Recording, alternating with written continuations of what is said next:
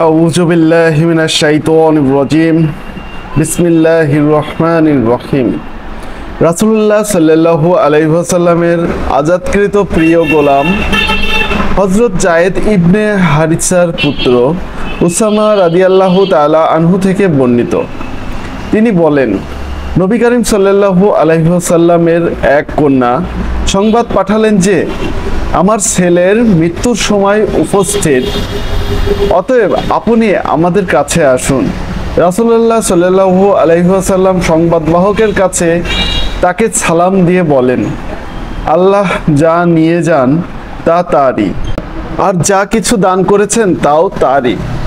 তার কাছে প্রত্যেক বস্তুর একটা নির্ধারিত সময় রয়েছে, কাজেই তোমরা ধৈর্য ধারণ করে মহান আল্লাহর কাছে পুরস্কারের আশা করা উচিত। এরপর তিনি কন্যা তাকে কসম দিয়ে তার কাছে লোক পাঠিয়ে তাকে আসতে অনুরোধ করেন। তখন রাসূলুল্লাহ সাল্লাল্লাহু আলাইহি ওয়াসাল্লাম সাদ ইবনে উবাদা, মুআজ ইবনে জাবাল, উবাই ইবনে কাব, সাইদ ইবনে সাবিত ও আরও কয়েকজন সাহাবী সহ উঠে এলেন। এরপর বাচ্চাকে রাসূলুল্লাহ সাল্লাল্লাহু আলাইহি ওয়াসাল্লামের কাছে দেয়া হলো। তিনি তাকে নিজের কোলে বসালেন। এই সময় বাচ্চার প্রাণ বায়ু বের হয়ে যাচ্ছিল। তখন রাসূলুল্লাহ সাল্লাল্লাহু আলাইহি ওয়াসাল্লামের দু চোখ বেয়ে পানি প্রবাহিত হতে থাকে। এরপর হযরত সাদ রাদিয়াল্লাহু তাআলা আনহু বলেন, ইয়া রাসূলুল্লাহ, এটা কি? তিনি বলেন, এটা রহমত যা আল্লাহ তার বান্দাদের অন্তরে রেখেছেন।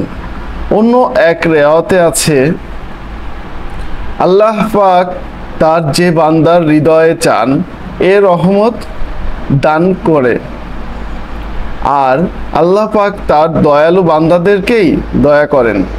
বুখারী 1284, 5655, 6602, 6655, 7377, 7448, মুসলিম 923, নাসাই 1868, আবু দাউদ 3125, আহমদ 21269, 21282, 21293, রিয়াদুস সালেহিন প্রথম খণ্ড হাদিস 29।